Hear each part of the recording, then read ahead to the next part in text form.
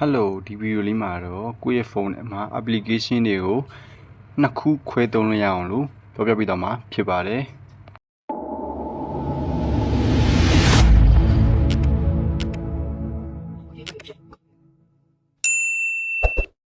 ပထမဦးဆုံး setting တွေကိုသွားမယ်ပြီးတာနဲ့ဒီမှာ app ဆိုတဲ့နေရာလေးရှိတယ်အဲ့နေရာလေးကိုနှိပ်မယ်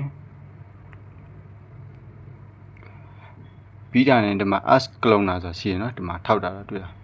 အဲ့ဒါလေးကိုနှိပ်မယ်ပြီးတာနဲ့ကိုကလုံးထုတ်ကျင်တဲ့ဟာကိုမ Facebook လား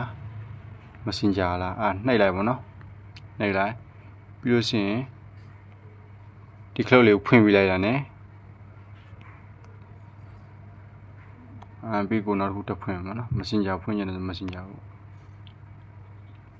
အဲ့လိုလေးဖွင့်လိုက်တာ ਨੇ Facebook နှစ်ခု Messenger နှစ်ခုရမှာဖြစ်ပါတယ်ခင်ဗျာဗီဒီယိုရဲ့လောက်ပါပဲအားလုံးကိုကျေးဇူးတင်ပါတယ်ခင်ဗျာ